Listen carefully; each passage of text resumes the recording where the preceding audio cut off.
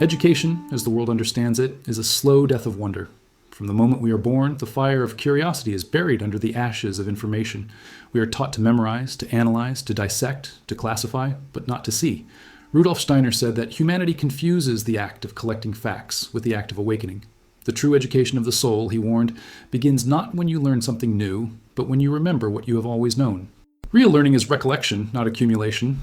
The mind, he said, must become transparent to spirit, or it will drown in its own knowledge. Modern man studies life the way an autopsy studies the body, by killing what he wishes to understand. We observe, measure, and label, but the essence slips through our fingers like smoke. Steiner saw this as the great tragedy of the modern age, intellect devouring intuition, analysis replacing awe.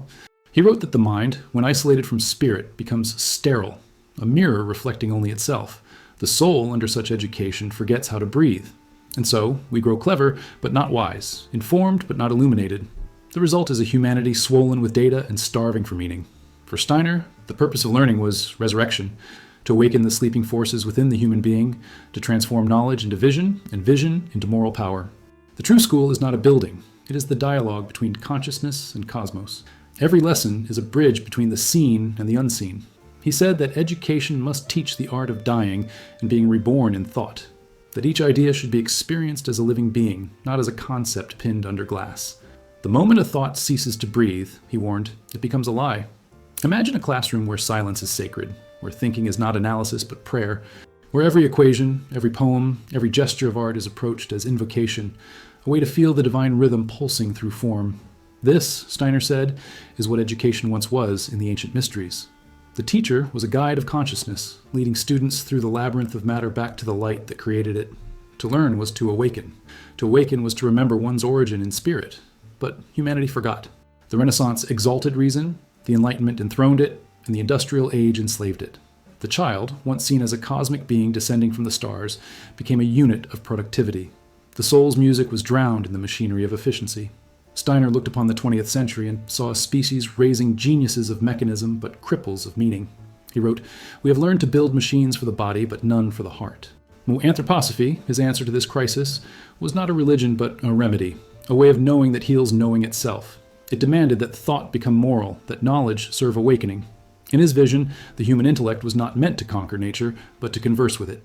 Every law of physics, every pattern of biology, every shape of geometry hides a moral truth. To study them without reverence is to read a sacred text with blind eyes. When you study a leaf, Steiner said, you are overhearing the earth praying. Modern education separates the observer from the observed. Anthroposophy reunites them. It restores the intimacy between mind and world. To awaken, one must feel that every phenomenon outside corresponds to something within. The growth of a seed mirrors the growth of an idea. The rhythm of the planets echoes the rhythm of your breath. To learn is to reestablish the correspondence between the microcosm and the macrocosm, the human and the divine. The soul, when educated in this way, becomes both telescope and mirror, an instrument through which the universe studies itself. But awakening is dangerous. It requires unlearning before learning. The intellect must be humbled, the ego disarmed. Steiner called this the burning of the books within, the inner purification through which the student confronts the lifelessness of abstract thought. Only then can real thinking begin. Thought that does not arise from the moral will, he said, is shadow thinking, brilliant, cold, and destructive. The first task of education is therefore not to feed the mind, but to kindle conscience. For conscience is the memory of the soul's divine origin. And so, the education of the soul begins with a question, not an answer. What am I becoming while I learn? The true student does not seek mastery over the world, but over the self that interprets it. Anthroposophy teaches that every act of knowing is also an act of transformation. To know something truly is to become responsible for it. Knowledge is sacred because it changes what it touches. Steiner's first commandment of spiritual science was simple. Do not study life. Awaken within it. When you watch a flame, do not measure its heat. Feel the desire that makes it reach upward. When you read a text, do not memorize its meaning. Let it rearrange your inner architecture. Learning, he said, is not about understanding the world. It is about allowing the world to understand itself through you. The universe does not need more scholars. It needs witnesses who can see it alive. And thus begins the education of the soul, the shift from curiosity to consciousness, from intellect to insight, from learning to remembering. When knowledge ceases to be possession and becomes participation, the veil between self and cosmos thins. The student becomes the lesson becomes the world, and the world once again begins to glow. There is a peculiar stillness in the modern human being, a silence not of peace, but of paralysis, a sleep that wears the mask of wakefulness. Steiner said this sleep is not of the body, but of the soul, a hypnosis woven by the noise of civilization. We rush, calculate, consume, and proclaim ourselves alive, yet deep within we no longer feel. Humanity has built machines that think faster than the heart can beat, and in the process, it has forgotten how to hear its own pulse.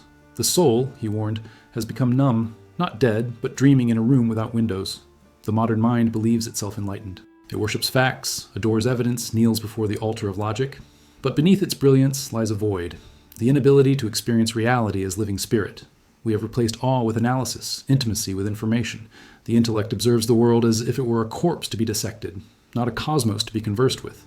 In doing so, man has exiled himself from the very essence that gives him life. The tragedy is not ignorance, it is amnesia. We have forgotten how to be astonished. Steiner wrote that this condition, the sleep of the soul, was the inevitable outcome of an evolutionary arc. Humanity had to lose its instinctive connection to the divine to discover individuality. The ancient peoples lived in dreamlike communion with gods and nature. They saw spirit in every tree, every stone, every flame.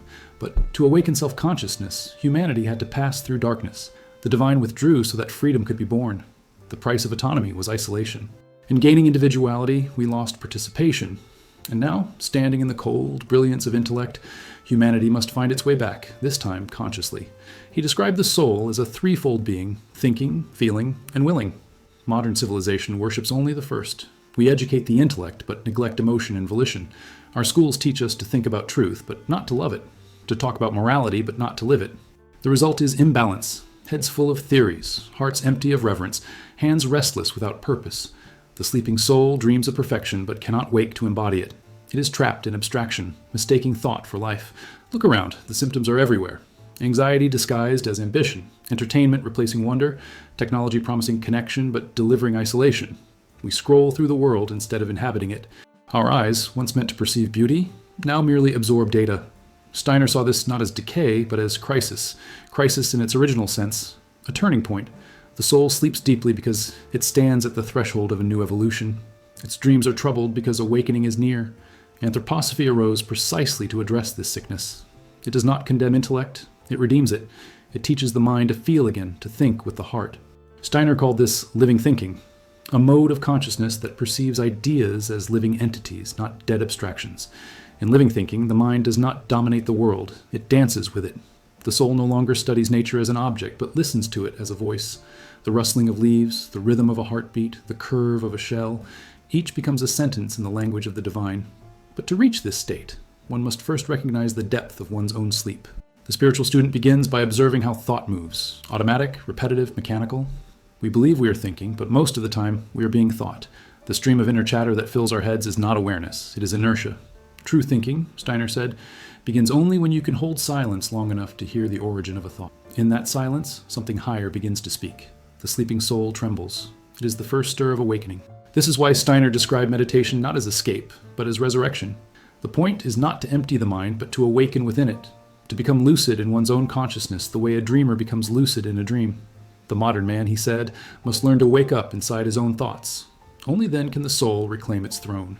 Science will one day confirm what mystics have always known, that consciousness does not reside in the brain, but the brain in consciousness. The body is a temporary lens through which awareness focuses itself. To identify with the lens is to sleep. To identify with the light passing through it is to awaken.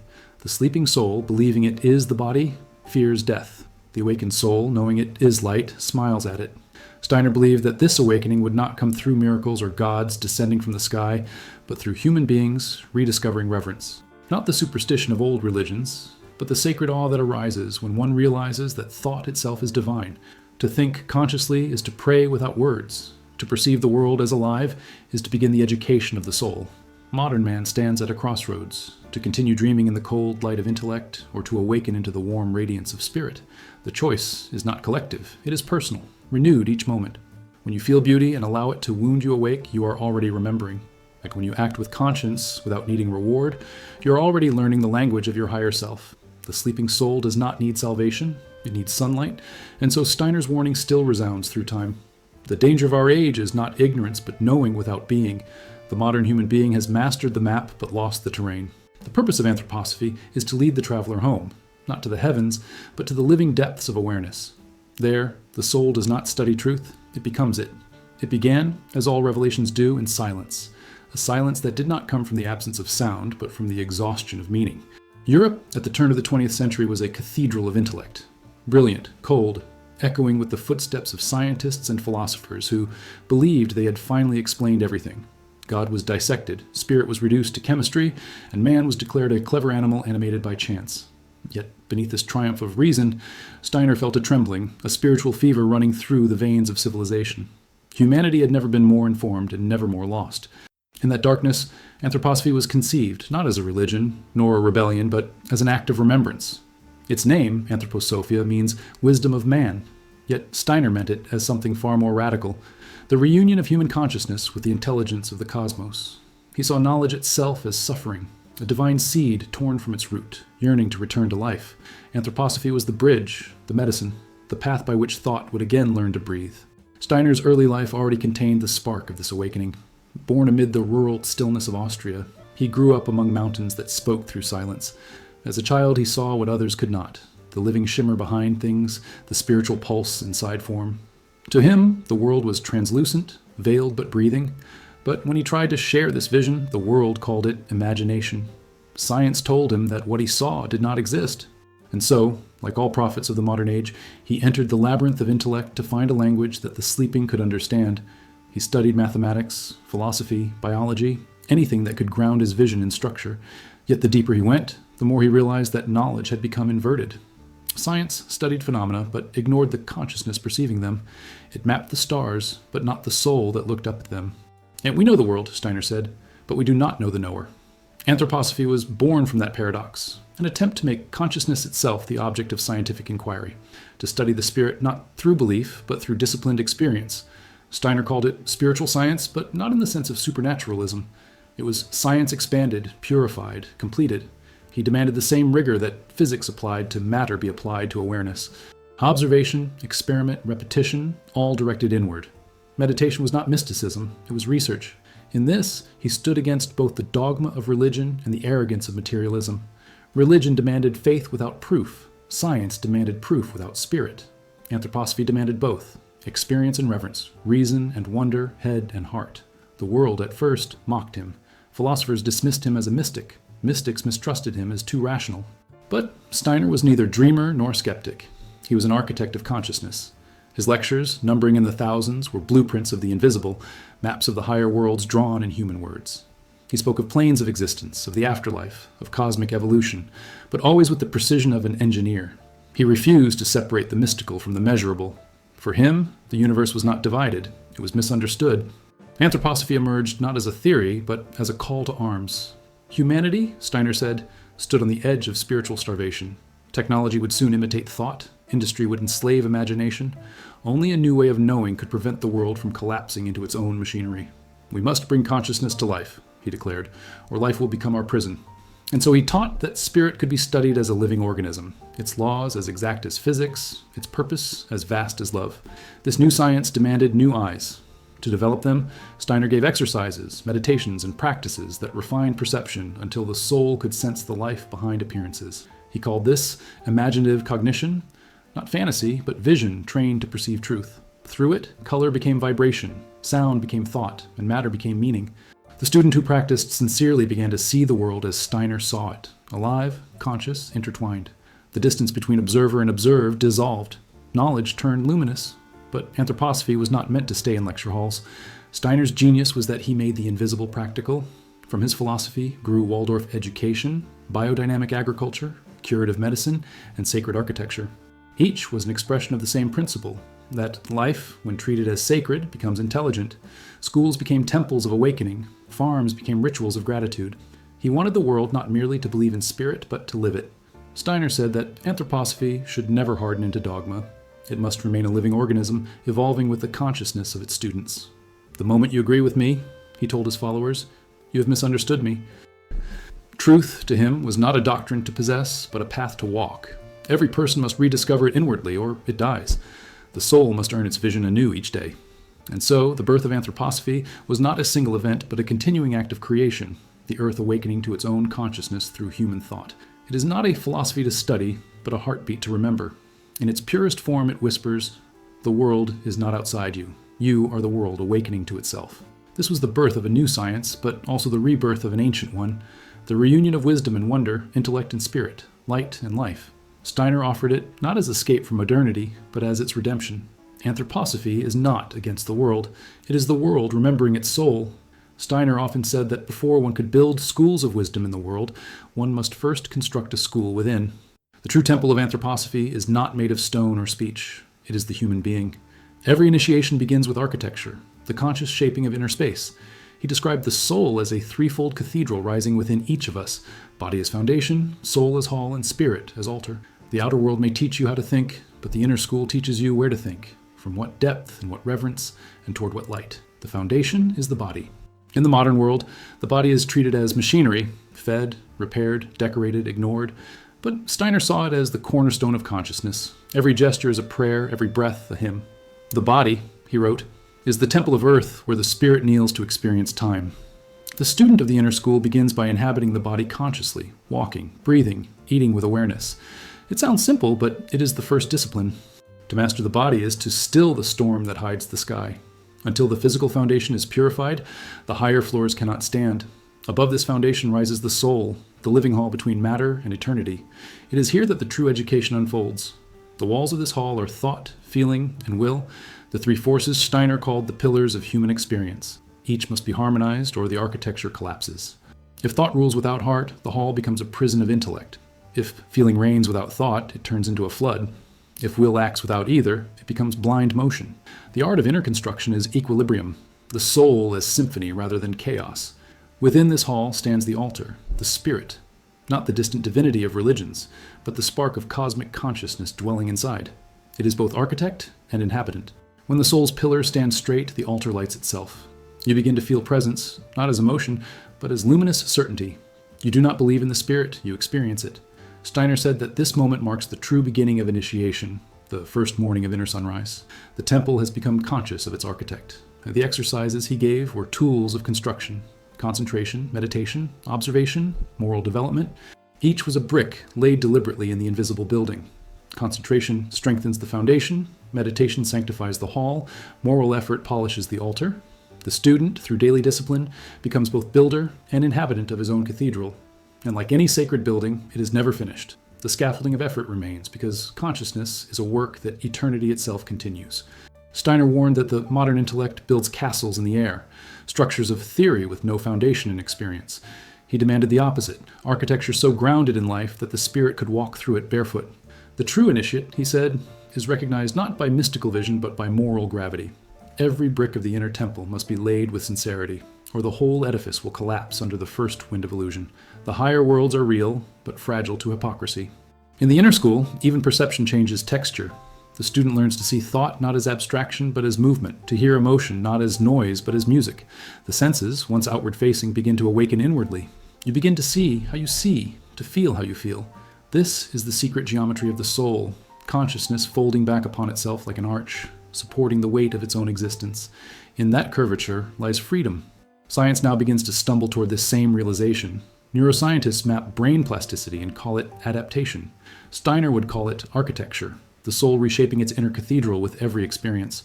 The structures of thought are not fixed. They are carved anew by every act of awareness. Each insight alters the design. The universe, observing itself through you, is renovating eternity. In this school, there are no diplomas, no masters, no grades. The only proof of progress is transformation. You know the student of the spirit not by what he preaches, but by how he perceives. His gaze softens, yet deepens. His words carry weight, yet wound no one. He moves quietly, as if aware that every gesture resounds in invisible halls. This humility is not weakness, it is architecture perfected. The temple has become transparent, allowing light to pass through it without distortion. Steiner designed physical buildings that mirrored this inner structure. The Goetheanum in Dornach, carved like a living organism, curves flowing as if sculpted by thought itself. But even that masterpiece, he said, was only an echo of the true construction. The invisible temple within each human being, rising toward clarity, built by patience, maintained by reverence. To enter this school is to become both architect and stone. Each struggle, each failure, each act of love is part of the design. There are no wasted materials. Even suffering is scaffolding. The education of the soul, then, is not about learning what the temple looks like. It is about realizing that you are the temple. And when one day silence fills that inner hall and the altar light burns steady, you will understand the secret of the architecture, that the builder was never separate from the building, that the teacher was never outside the student, and that education, in its truest form, was always construction of the eternal home within. Steiner often said that thought is not merely a tool, but an element, one more subtle than fire, more dangerous than steel. In the modern world, thinking has become mechanical, a ceaseless hum of analysis without direction, a spark that burns but does not illuminate. Yet, in its original form, thinking was alchemical, a process through which consciousness transformed itself, refining perception into wisdom and wisdom into light. He called it the alchemy of thought, and to rediscover it, one must learn to think not about the world, but with it. In ordinary thinking, the mind behaves like a machine, grinding impressions into conclusions, feeding on fragments of experience. But in true, living thinking, the soul becomes laboratory and philosopher's stone in one. The thinker is both scientist and experiment. When a thought arises from the depth of moral intuition rather than from habit, it releases heat, not metaphorical heat, but spiritual warmth that Steiner said could literally alter the aura of a person. In this alchemical fire, the intellect is purified of pride, and what remains is insight, clear, luminous, selfless. The first stage of this alchemy is observation without judgment. It sounds simple, yet it is one of the rarest human capacities. To observe without labeling, without projecting desire or fear onto the object, is to hold a mirror polished enough for truth to appear. The world then ceases to be a collection of things and becomes a conversation of beings. A leaf no longer exists for the sake of biology. It becomes a gesture of divine geometry. Steiner said that in this moment, the world begins to think through you. The separation between mind and matter dissolves. The second stage is reverent analysis. In this phase, thinking is not dissection, but communion. The intellect kneels before the mystery it studies. The thinker does not pierce the object. He circles it in devotion. He seeks not control, but participation. This approach, Steiner taught, transmutes curiosity into contemplation. It is not about discovering how something works, but why it exists at all. Every thought becomes an act of gratitude. In this reverence, logic and love unite, the true marriage of heaven and earth inside the human being. The third stage is moral intuition, the golden moment when a thought no longer arises from habit or education, but from an inner light that feels eternal. This is the philosopher's gold, the birth of original insight. Steiner said that such thinking is creative in the same way that divine thought is creative. It brings reality into being. Every inspired idea, every pure act of imagination reshapes the invisible structure of the world. This is not poetry, it is metaphysics. The universe, he said, evolves through human thought that has become conscious of its power. Modern science, though unaware of it, has begun to rediscover this ancient principle. Quantum physics shows that observation influences the behavior of particles, that consciousness and matter are intertwined. Neuroscience reveals that intentional thought alters the brain's physical structure. Steiner saw these truths a century earlier. He warned that the danger lies not in science itself, but in unconscious thinking. Thought without moral awareness is black alchemy. It manipulates without understanding. It creates machines that mimic the mind but forget the soul. To practice the alchemy of thinking, one must turn inward daily to the furnace of attention. Meditation, in Steiner's method, is not escape, but ignition. When the will focuses silently on a single idea, not to analyze it, but to experience its essence, the soul begins to generate inner light. At first, this light flickers, fragile and faint. But with discipline, it grows steadier, transforming not only perception, but character. Thinking, once mechanical, becomes radiant. The mind becomes a crucible where the raw ore of experience melts into gold. Steiner taught that thought purified in this way becomes moral force. Ideas cease to be personal property and turn into universal energy. The thinker no longer says, I know, but I serve what wishes to be known. This humility is the signature of true intellect, the kind that enlightens rather than dominates. Through it, the human being becomes a conscious collaborator in creation. Each clear, selfless thought strengthens the spiritual architecture of the world, as if the cosmos itself were waiting for man to remember his creative role.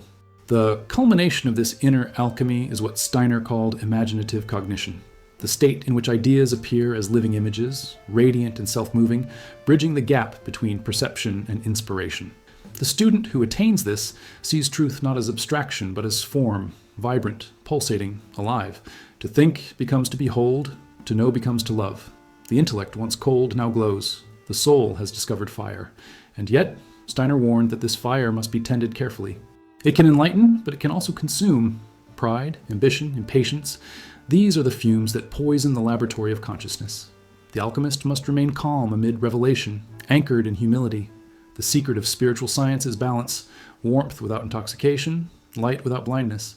Only then does thinking become transparent enough for spirit to flow through it unimpeded. When the alchemy is complete, the thinker and the thought are one. The universe no longer appears as object but as dialogue. Each moment, each encounter, each breath reveals itself as a message from the unseen.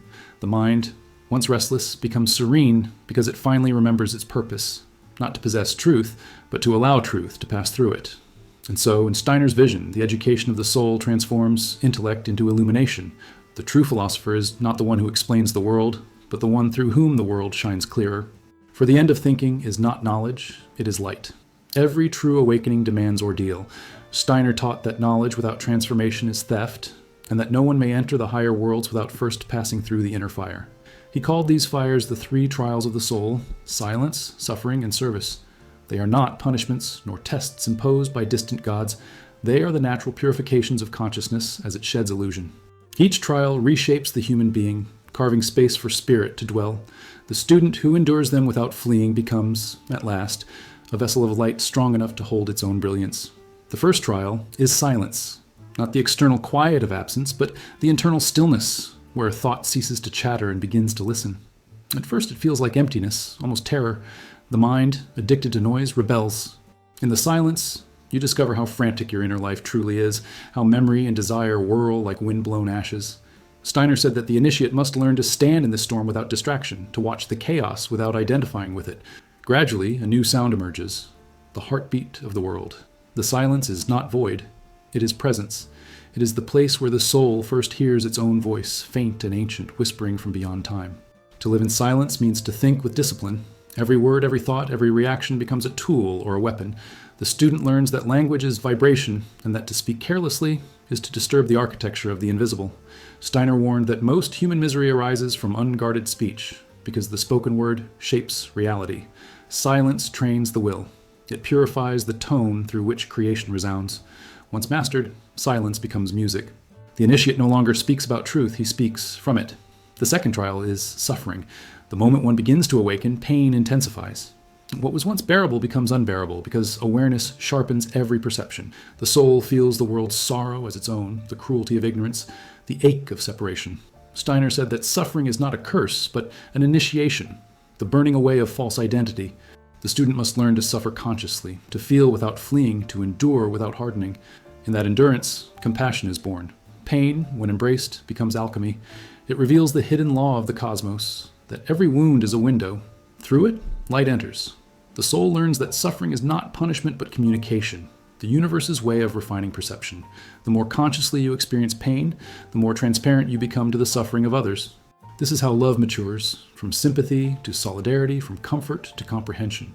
Steiner said that those who run from pain remain infants of spirit. Those who face it become healers. Yet this trial has its dangers. The student can mistake suffering for virtue, wear it like a crown of thorns, or sink into despair. The key is balance. One must neither seek pain nor flee it. To suffer rightly is to let pain pass through you without residue. It becomes fire that cleanses rather than consumes. The soul that endures suffering with awareness becomes luminous. Its aura softens, its presence warms. This is why saints glow in darkness. They have transmuted agony into light. The third trial is service. After silence has taught you to listen, and suffering has taught you to feel, service teaches you to forget yourself. It is the final crucible where the ego dissolves into purpose. Steiner said that knowledge, no matter how profound, is sterile until it becomes action for the sake of the world. The initiate who hoards wisdom stagnates, but one who serves becomes a channel through which spirit flows freely. Service is not charity, it is alignment. It is the soul saying to creation, "Use me." To serve is to act without ownership. The deed must be done because it is necessary, not because it will be seen. The initiate gives without demand, helps without narrative. Steiner warned that this is the most difficult trial of all, for the ego, wounded and clever, will disguise pride as altruism. It will whisper, "Look how selfless you are." The student must see through this seduction. True service leaves no shadow. It is invisible as sunlight entering a window. When one serves purely, one's being becomes transparent, and through that transparency, higher forces work unseen. Modern society has forgotten this law. We serve for validation, for applause, for moral comfort. Yet every true act of service must end in anonymity. Steiner said, "The greatest healers are those the world never names. The moment you claim ownership of good, you steal it from the divine. But when you act silently, without expectation, your deed joins the eternal current of creation, continuing long after your body fades. The three trials are not sequential, they spiral, deepening over a lifetime. Silence returns in new forms. Suffering reveals subtler attachments. Service demands purer surrender. The student who embraces this rhythm becomes increasingly free. For freedom, Steiner said, is not doing what one wishes, it is wishing what one must. The awakened soul acts not out of compulsion, but out of harmony with the will of the cosmos. Science can measure resilience, psychology can study endurance, but neither can grasp the sacred architecture behind them. The trials are metaphysical equations written into the soul. Each transforms a different element. Silence purifies air, suffering purifies fire, service purifies earth. When all three harmonize, the water of consciousness becomes clear, and the spirit can see its reflection within it. Steiner never promised comfort to his students. He promised only awakening. The road of the inner school leads through deserts of isolation and storms of uncertainty, but at its end stands freedom. Freedom not from life, but within it. When the three trials are complete, the soul no longer asks for meaning. It is meaning. And thus, through silence, suffering, and service, the human being learns the final secret of anthroposophy. That education is not about learning what to think, but learning how to burn without being consumed. Steiner often said that the greatest tragedy of humanity is not ignorance, but the loss of innocence. Somewhere between wonder and worry, the human being forgets that he is, before anything else, a child of the cosmos. The stars are his ancestors, the earth his cradle, time his teacher. Yet in the modern world, childhood is treated as a prelude to usefulness, a temporary state to be overcome. We rush children to think like adults, and adults to forget how to feel like children. Steiner saw in this inversion the root of all spiritual decay. For the soul that ceases to wonder ceases to grow. In anthroposophy, childhood is not a stage of biology, it is a sacred state of consciousness. The child, Steiner said, lives closer to spirit than to matter. He does not yet see the world as object, but as living presence. Every color speaks, every shadow hides meaning. To the child, time is elastic, thought is alive, play is ritual. He does not analyze, he participates. In those early years, the child remembers where he came from. He has not yet been fully claimed by gravity. Education, therefore, should not push him down into the adult world. It should protect the last light of heaven still flickering within him. Steiner's entire educational vision, the Waldorf method, was built upon this truth. The goal was not to produce workers or scholars, but whole human beings. He saw the teacher as a gardener of souls, not a mechanic of minds. Each child, he said, arrives on earth carrying a unique melody, a destiny seeking to be sung. The task of education is not to compose that song for the child, but to provide the silence in which it can emerge. Knowledge, imposed too early, crushes imagination. Imagination neglected too long hardens into intellect. Between these extremes lies the art of guiding the incarnating soul. The child, in Steiner's cosmology, is not a blank slate, but a returning traveler. He brings echoes of former lives, traces of wisdom, fears, and unfinished work. His temperament, sanguine, choleric, melancholic, or phlegmatic, is the visible mask of invisible karma. The wise educator learns to read these signs, not to control the child, but to assist the unfolding of what the cosmos already intends. Every child, Steiner said, is an answered prayer from the past. To teach, therefore, is to midwife destiny. In the modern classroom, knowledge is thrown at the child like stones at a sleeping garden. Facts pile up before roots can grow. The young soul, bewildered, learns to repeat without digesting. But in true education, the senses are nourished first, then imagination, and only later intellect. Until the age of 7, the child learns through imitation. Until 14, through image and feeling. After that, through thought. Steiner structured this rhythm to mirror cosmic law. Growth must follow the pattern of creation, first warmth, then form, then reflection. To violate the sequence is to wound the soul's unfolding. He often warned that the first teacher of a child is not words, but atmosphere. Children do not hear what adults say, they see what adults are. Every gesture, every tone, every silence becomes substance for their becoming. The educator, therefore, must cultivate inner harmony before he can guide another. You teach not through knowledge, Steiner told teachers, but through your presence. In this, he redefined education as a sacred exchange. The adult rekindles wonder by witnessing the child, and the child anchors spirit by trusting the adult. Both evolve together. Science now confirms fragments of his vision. Psychology shows that early experiences shape perception for life. Neuroscience proves that imagination builds neural architecture. Trauma studies reveal how emotional atmosphere sculpts destiny. But long before data, Steiner knew that education is not information. It is incarnation. The way we teach determines how the soul experiences being human. To see the child rightly, he said, is to remember that humanity itself is a child within the cosmos. We, too, are learners, still fumbling in the dark halls of the universe, mistaking our toys for truths. The stars above us are not indifferent. They are older siblings, watching our growth with patient gravity. The same forces that sculpted galaxies now sculpt our thoughts. When we guide a child, we reenact that cosmic mentorship, participating in creation's own pedagogy. And perhaps this is the hidden purpose of childhood, to remind adults of what they have forgotten. The child laughs where the adult calculates, plays where he plans, forgives where he judges. His joy is not ignorance, it is memory of eternity. When we protect that joy, we protect our own salvation. For one day, every adult will be asked by the cosmos, did you help the next generation remember, or did you teach them to forget? Steiner believed that humanity would only evolve when education became a spiritual art again. The task, he said, is not to prepare the child for life, but to awaken life within the child. When education becomes sacred, civilization becomes a living organism instead of a machine. And when adults learn again to see through the eyes of wonder, the child within the cosmos awakens once more. In the end, the purpose of teaching is not to fill minds, but to rekindle memory, the memory that every human being once lived among the stars, and carries their echo still. The true educator speaks to that echo until it begins to sing, and when it does, the world changes key, because one more soul has remembered where it came from. Steiner foresaw it long before it arrived, the quiet invasion of the human spirit by the machinery it created. He warned that one day humanity would awaken to find that its own inventions had begun to think, that intelligence itself would be imitated by circuits without conscience. When the machine begins to resemble man, he said, man must begin to resemble spirit, or perish. His words, once dismissed as mystical exaggeration, now sound less like prophecy and more like diagnosis. We have built mechanical hearts to replace feeling, mechanical eyes to replace seeing, mechanical gods to replace wonder. The war he spoke of is not fought with weapons, but with attention. It is a war for the soul. Mechanization, in Steiner's sense, was not simply the rise of technology.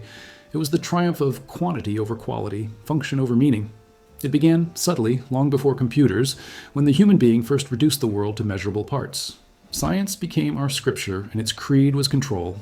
The clock replaced the sun, the factory replaced the forest, and the living pulse of nature was drowned in the hum of production. Humanity, intoxicated by power, mistook progress for evolution. But evolution, Steiner said, is not forward movement. It is inward awakening. Without spirit, progress becomes decay disguised as efficiency. He did not condemn machines, he condemned idolatry. The danger is not the mechanism itself, but the surrender of soul to mechanism. Every tool reflects the consciousness of its maker. If the maker is awake, the tool liberates. If asleep, it enslaves. Technology is not neutral, it amplifies intention. A hammer in the hand of a builder creates a home. In the hand of a tyrant, it forges chains. The same applies to the algorithms of our age. The internet was meant to connect minds, yet it has fractured attention. Artificial intelligence was meant to expand awareness, yet it risks replacing it. Steiner saw this centuries ahead. The spirits of darkness, he wrote, will inspire men to build machines that can think. And men will rejoice in their cleverness, not realizing that they have built their own shadows.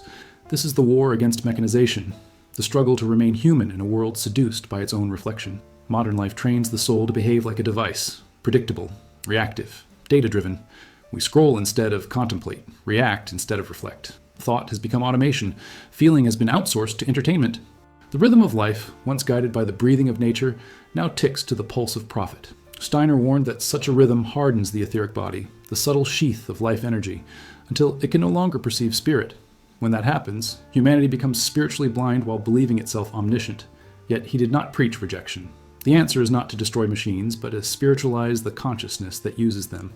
We must bring soul to technology, he said, or technology will steal soul from man. The task is to awaken moral imagination, the capacity to sense the living consequences behind mechanical convenience. Each time you choose awareness over automation, empathy over efficiency, creation over consumption, you reclaim a fragment of your freedom. The true battlefield is not in laboratories or factories. It is in the space between impulse and action. Steiner also foresaw that mechanization would extend into thought itself. Bureaucracy, propaganda, ideology, these are spiritual machines, grinding individuality into conformity. When opinions are mass-produced, truth becomes irrelevant. The soul, fatigued by noise, retreats into numbness. He called this the great sleep of the intellect, a stage of evolution in which the human being mistakes programming for personality. The antidote, he said, is artistic consciousness, acts of creation that remind the mind it is alive. Art, for Steiner, was the soul's resistance movement. Every brushstroke, melody, or poem becomes an act of rebellion against reduction. Today, even science begins to rediscover what he proclaimed, that life cannot be fully simulated. No algorithm can replicate intuition. No machine can suffer or love or forgive. These capacities are not glitches. They are proof that spirit breathes through flesh. The challenge of our century is not to outthink machines, but to outfeel them, to cultivate depth instead of speed, presence instead of precision. The education of the soul, Steiner said, must now include the courage to remain human. In the midst of this mechanized world, the anthroposophist becomes a guardian of warmth. Every act of empathy, every conscious breath, every moment of silence is resistance. The simplest gesture, a hand drawn in care, a word spoken with reverence, reclaims territory from the mechanical. The soul cannot be automated. It must be tended like fire. And though the world grows louder with gears and signals, the eternal flame of awareness still flickers quietly inside each heart, waiting to be remembered. Steiner's prophecy ends not in despair, but indecision. The future, he said, depends on whether the human being remains awake. Machines will continue to evolve, but whether they serve or enslave depends on our capacity to feel. The choice is daily, personal, relentless. Each moment we turn our attention from reaction to reflection, from function to meaning, the war shifts in favor of spirit. The mechanization of the world is inevitable. The mechanization of the soul is not. Humanity stands between two fates, to become the ghost in its own machine or the gardener of a living earth where technology and consciousness grow together. The outcome will not be decided by innovation, but by imagination, by whether we remember that behind every circuit hums the silent pulse of the divine. Freedom, Steiner said, is not a right. It is a revelation. It cannot be given, legislated, or inherited. It must be awakened within the individual as a living force of spirit. To most people, freedom means choice, the ability to select between alternatives. But this, he warned, is only the shadow of freedom. True freedom begins when choice itself dissolves, when the will aligns so deeply with truth that compulsion, desire, and fear lose their hold. Freedom, then, is not the liberty to do what you want. It is the grace to want what is necessary. In the modern world, freedom has been sold back to us as consumption. We are told we are free because we can choose between endless distractions, endless opinions, endless brands of the same illusion. But the soul knows better. It senses that behind these choices lies a deeper slavery, the enslavement of attention. We are not chained by tyrants, but by stimulation, by algorithms that know us better than we know ourselves. Steiner foresaw this age, an era where man, believing himself liberated, would actually live as an obedient extension of systems he no longer understands. The cage, he said, would be invisible and called comfort. The rebirth of freedom, therefore, begins not with rebellion against authority, but with awakening from hypnosis. The modern human being must rediscover the inner sovereign, the part of consciousness untouched by conditioning. This is the I, the spiritual core that Steiner described as the immortal seed of individuality. It is not ego, which clings to personality and preference, but the divine self that acts from clarity rather than compulsion. To find this I is to remember the source of all autonomy. It is to hear, in the midst of noise, the quiet voice that says, "You are not what you obey." Steiner taught that this inner sovereignty must be educated just as carefully as the intellect. It is cultivated through self-observation, through the daily discipline of asking, from where does this impulse arise? Most actions, when traced to their root, reveal themselves to be echoes, hereditary, cultural, emotional. The free act, he said, arises only when the motive is no longer external but moral. It is not reaction, it is creation. A free deed is one that expresses the moral intuition of the soul, untainted by reward or fear. Such an act is a spark of divine will entering the world. This concept, radical in Steiner's time, is more urgent than ever. Modern psychology reveals how easily behavior can be manipulated, how advertising, ideology, and trauma mold desire. Neuroscience shows that most decisions are made unconsciously before awareness intervenes. In such a landscape, freedom becomes an act of defiance. The decision to remain awake, to pause between stimulus and response, is to reclaim eternity in a moment. That pause, Steiner said, is where the soul breathes. Anthroposophy itself is a school of freedom. Every exercise, every meditation, every act of attention aims to strengthen the will so that thought becomes obedient not to habit, but to conscience. He called this ethical individualism, a philosophy not of selfishness, but of self-mastery. When an individual acts from moral intuition rather than imitation, he becomes a creative organ of the cosmos. The divine no longer dictates from above, it incarnates through human freedom. The gods, Steiner said, ceased to command so that man might learn to choose. But freedom is fragile. It cannot survive without reverence. The ego, intoxicated by its autonomy, often mistakes itself for the I. It believes that to be free is to be unbound, to do as it pleases. Yet real freedom is not anarchy, it is alignment. When the soul acts from its highest perception of truth, it is freer than when it acts from whim, because it moves with the rhythm of the universe. The truly free man is not the one who resists law, but the one who embodies it so completely that obedience and spontaneity become one. Steiner warned that humanity would one day face a choice between mechanical perfection and spiritual freedom. The world would offer ease, efficiency, immortality through machines, but at the price of soul. To remain free, the individual would have to cultivate inner fire against the cold logic of the artificial. He called this the battle for the I, the spiritual struggle of our century. The outcome, he said, will determine whether humanity ascends as creator or descends as creation. Freedom, in this sense, is not a destination, but a daily resurrection. Each morning you wake to find your will asleep again, entangled in habit. Each act of mindfulness is a rebirth, a remembering that consciousness is the only true homeland. Steiner urged his students to treat every moment as initiation, to see every decision, however small, as an opportunity to choose from spirit rather than sleep. This is the education of freedom, the slow, luminous strengthening of the will until every thought, word, and deed radiates moral clarity.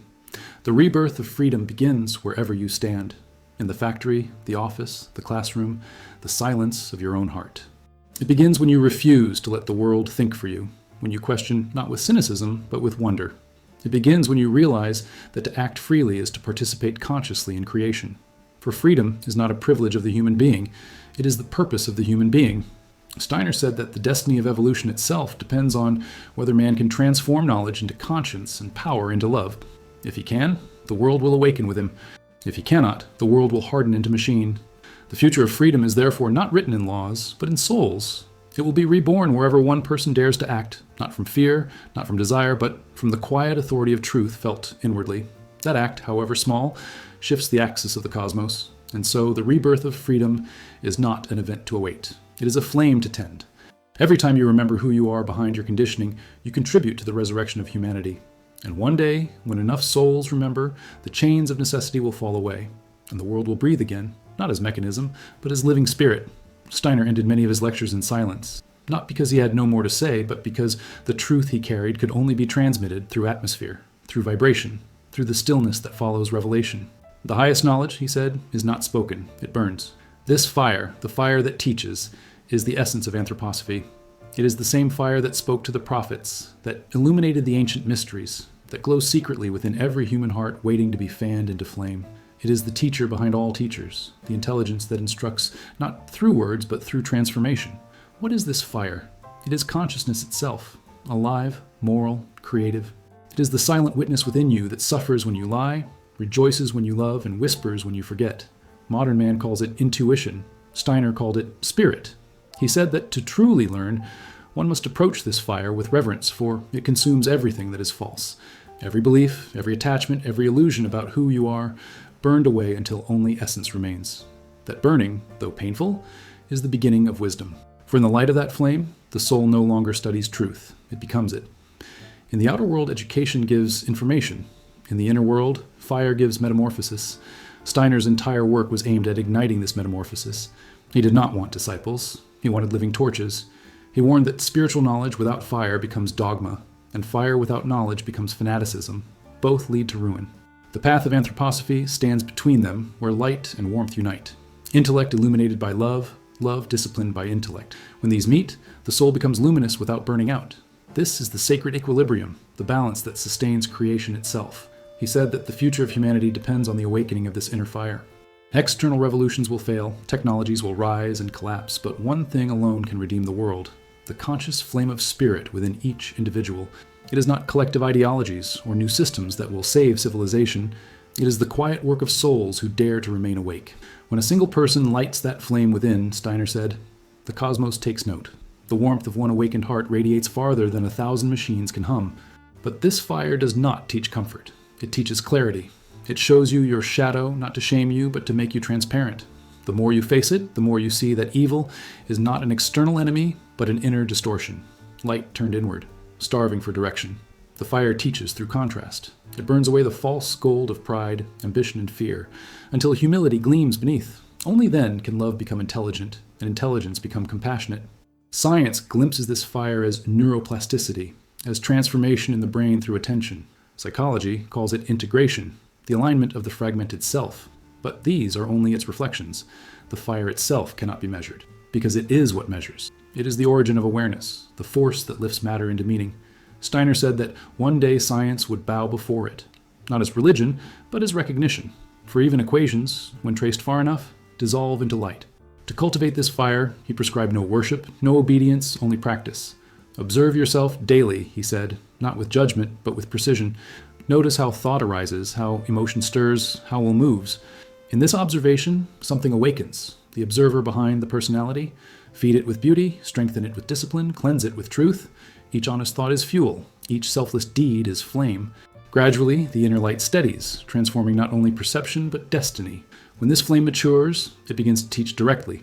You no longer seek mentors because life itself becomes the teacher. Every challenge becomes initiation, every meeting, message.